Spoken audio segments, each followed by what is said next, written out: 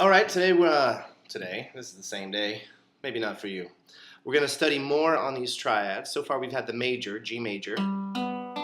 We also did G minor, right?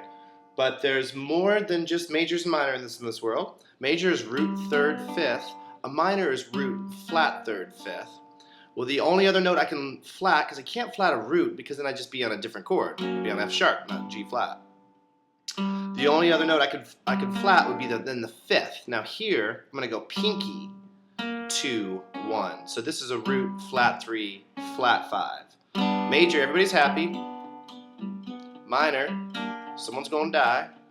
But on diminished, someone's going to die horrifically. Right, get scared to death. So major, root third fifth, minor, root flat third fifth, and then diminished, root flat third, flat fifth. G major up here, first inversion, B, D, G, when you're smiling. Minor, I'm going to take this, because now the third is in the bass, that's why it means first inversion. I'm going to take that down. The fifth is the D note here on the 7th fret, so if I flat that, I've got a diminished chord. If I wanted to add in this extra note here, here's my other minor third, when I make it a diminished, yeah, it almost looks like an E flat 7. Almost like that's going to come up in a future video somewhere. So this is B flat, D flat, G, and B flat. So the only note that hasn't been flattened here is the root. Right? Here is my G major, root third fifth. I don't normally put them all together because it's a little too difficult. Root third fifth, root, I'm sorry, I said root third fifth. Fifth, root third. Right? But the composition is root third fifth, just not in that order. Here is the fifth, the root, the flat third. Makes it sad. And then here, the fifth is in the bass now. So I move that down, and I come up with that chord. I could bar it, and yes, it's going to look like a D chord on the wrong set of strings. I could bar it. I could use all these different fingers, whatever. I could use your nose. I could do whatever I wanted to. Or here in the tippy top strings, if this is major, this is minor, this is diminished. So I can put them all 4 together for diminished, all 4 together for a minor, and all 4 together for a major. Not always going to be practical. Now once again, just like on all the other chords, switch that to C and D and A and F and go through all 12 keys. Just if you find a root, third and fifth, flat the third, and then flat the fifth. And you might have to adjust your fingering sometimes. It depends where I am on the neck. Sometimes I can do a 3 here. When I'm down here, I'm going to tend to use my pinky more. And so you should be able to do that on every set of triads that we've studied so far. You know, here's a G major triad. When you're smiling, when you're frowning. And then this is when you're dying. So when you're smiling, because you're happy because you're a major chord.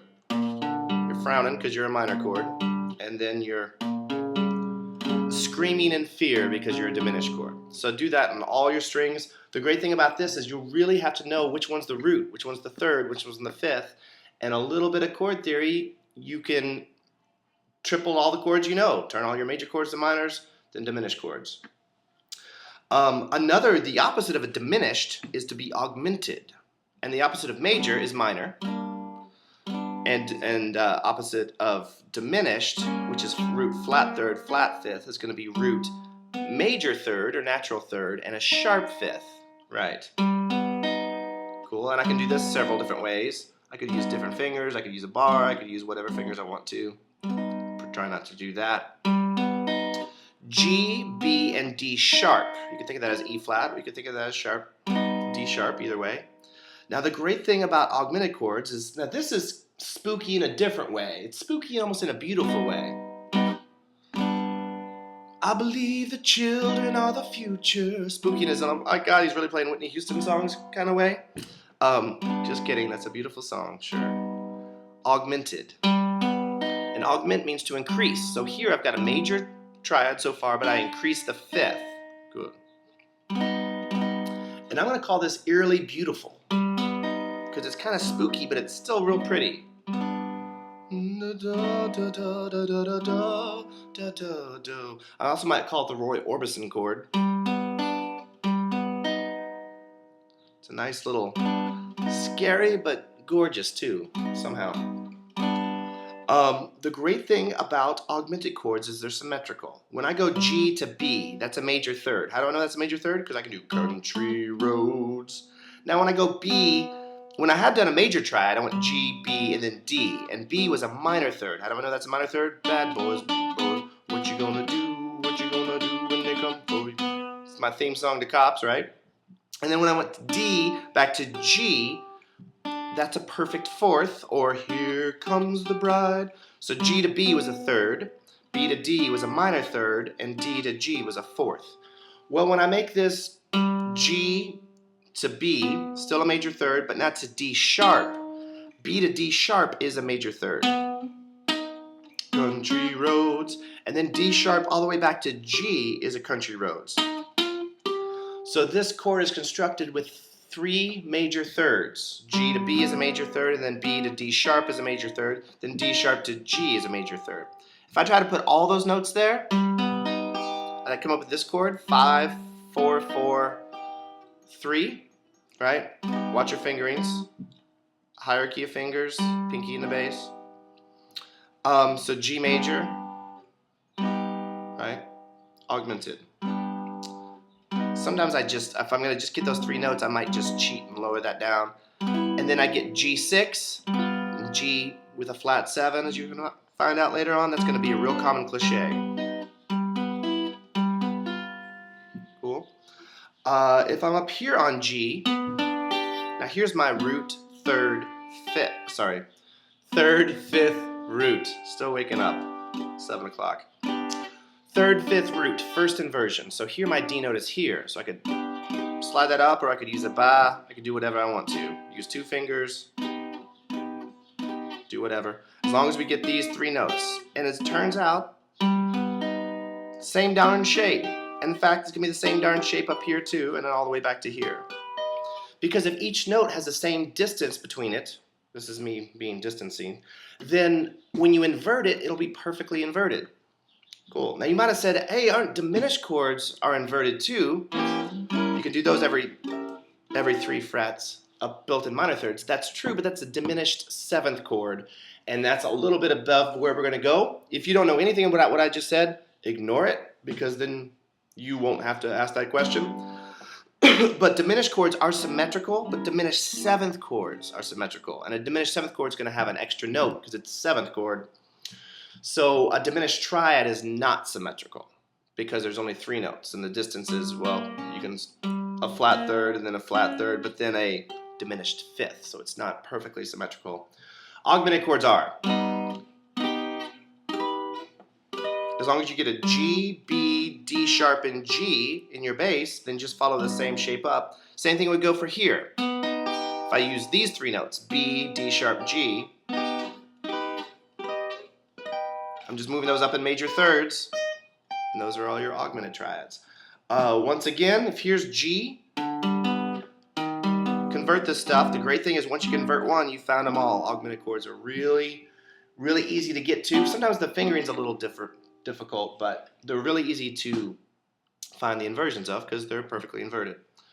So we've got major, minor, diminished, and augmented. Well, I could also, so far I've had a natural third or a minor third, a perfect 5th, a diminished 5th, a perfect 5th, an augmented 5th. Another way I could mess with it is to take the 3rd and cover the 3rd up with a 4th, which would be a sus chord. 5, 5, 3, and I'm just doing these 4th, 3rd, and 2nd strings.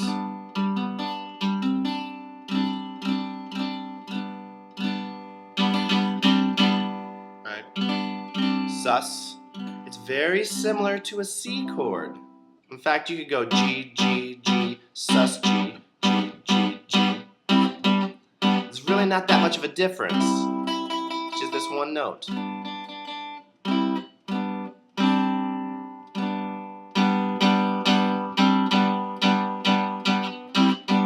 It's almost the same thing. So when you sus a chord, believe it or not, you really turn it into a 4 chord. If I'm in the key of G, when I do G sus, it's really a whole lot like a C chord, right? But it just still has the G in the bass. Whereas the C chord has a C in the bass, and a G sus still has the G in the bass. So the bass player might have a more of a boring job, but that's a different lesson too. So G, B, D, sus 4, cool. I could even do the opposite, well, it's kind of the opposite. Here's the 3, here's the 2. This is the flat 3, so that's the 2, or the major second. How about if I did a G with my pinky now, stretch all the way to A, and then D? This is called a sus 2. Technically, although I call this a sus chord, technically it's a sus 4 chord, because I'm adding the 4th degree of the scale. 1, 2, 3, 4. And then if I jump down to this sus 2,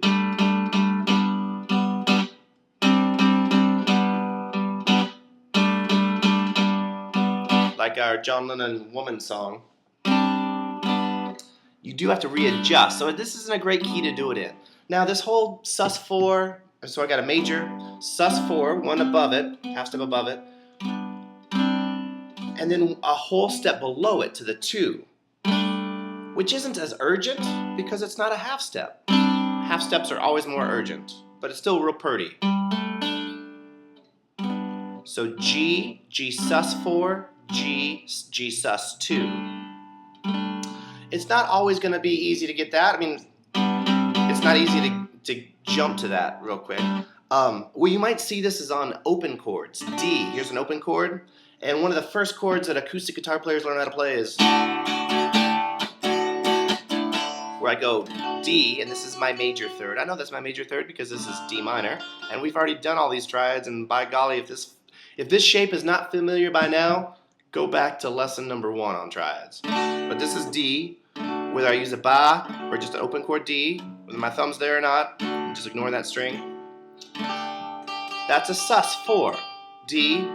Now when I let this go open and just flip you off, that's a sus 2 chord. So we can go 4, major, sus 2.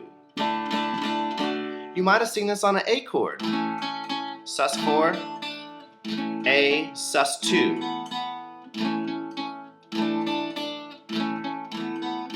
Cool. Those are probably the 2 open chords you've seen it on.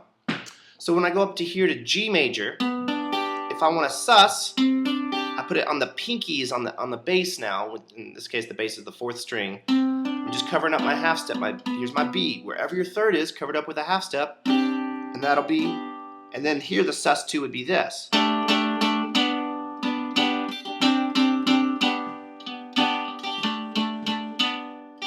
So once again, that's cross-picking patterns that we did a couple of lessons ago.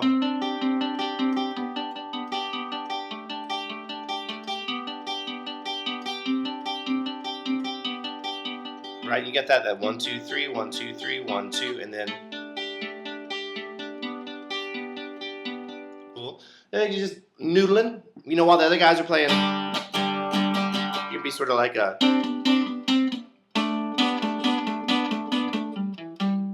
just throwing your little noodle on there.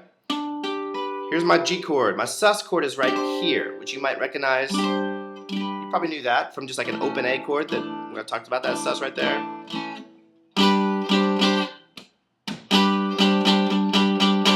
So that's G to C, G sus.